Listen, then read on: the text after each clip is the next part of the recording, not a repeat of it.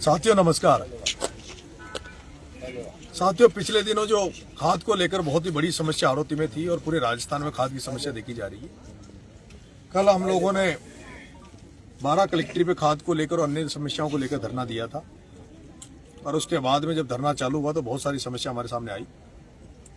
पहली बार ऐसा होगा जो ऐसा धरना था जो कल 6 बजे से लेकर अभी तक चला और जिसमें बहुत सारी बड़ी संख्या में लोग जो पीड़ित थे, परेशान थे, जिनकी समस्याएं थी वो लेकर हमारे बीच में आए और उनकी द्वारा सीधा प्रशासन से प्रत्येक एक व्यक्ति की जो समस्या लेके आए उनकी मुलाकात करवाई, उनकी बात कराई और प्रशासन ने हर फरियादी को, हर पीड़ित को सुना है और मदद करने का आश्वासन दिया है।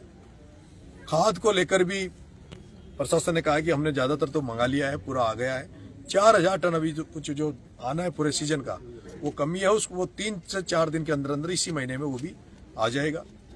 इसके अलावा पहली बार इस आड़ोती में इतनी मुखरता से उसमें फसल बीमा की बात हुई है। फसल बीमा और फसल मुआवजा 2 तरह का है।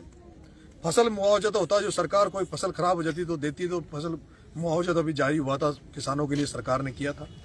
और एक फसल बीमा होता है जो फसल बीमा जब हम केसीसी लेने जाते हैं तो फसल बीमा के नाम पर हमारी केसीसी में पैसा काटा जाता है ताकि हमें बाद में फसल चौपट होने के बाद क्लेम मिले। अभी एडीएम साहब से मिले थे तो बड़े लंबे चौड़े उस पर हर पॉइंट पे हमारी बात हुई, तो फसल बीमा पे भी हमारी बात हुई। हमने जिला प्रशासन से निवेदन किया है कि आप फसल बीमा को लेकर जिला प्रशासन सभी किसानों को जागरूक भी करे और ये नियम भी है, ये नियम है उसमें फसल बीमा के उसमें कि किसानों को जागरूक किया जाए, किसानों की को सोशल मीडिया के माध्यम से बताया जाए। तो हमने वो रखा है और उसके बारे में भी जो भी है वो ये बताएंगे।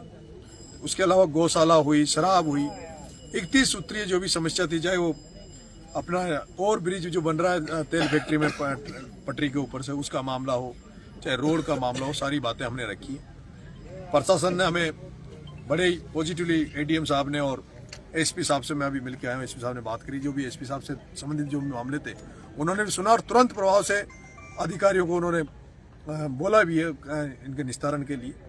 तो ऐसे में हम इस धरने को अभी स्थगित कर रहे हैं, ये कहते हुए स्थगित कर रहे हैं कि जो हमने 31 सूत्रीय मांगे जो जिला प्रशासन के सामने रखी थी उन पर वो काम करे, उनको हल करे और आने वाले समय में हम पूरी तैयारी के साथ फिर से, अगर ये मांगे पूरी नहीं होती, हमारी समस्याओं का सॉल्यूशन नहीं होता है तो हजारों किसानों को लेकर दोबारा से फिर अगली बार पड़ाव डालने के मकसद से हम आएंगे, जिसमें सारी व्यवस्थाओं के साथ हम हजारों किसानों को लेकर आएंगे। ऐसे में मैं और सारे साथी हम लोग इस धरने को यहीं ऑफ करते हैं और सभी से निवेदन, सभी को मैं धन्यवाद दूंगा। बहुत बड़ी संख्या में माता बहनें आई, बहुत सारे किसान आए और ये सब लोग बिना बुलाए आए क्योंकि धरना अचानक था, किसी को बुलाया नहीं। तो जो सारे लोग जो बिना बुलाए इस धरने में शामिल हुए लोग आए, उनको बहुत बहुत धन्यवाद। राम राम साहब।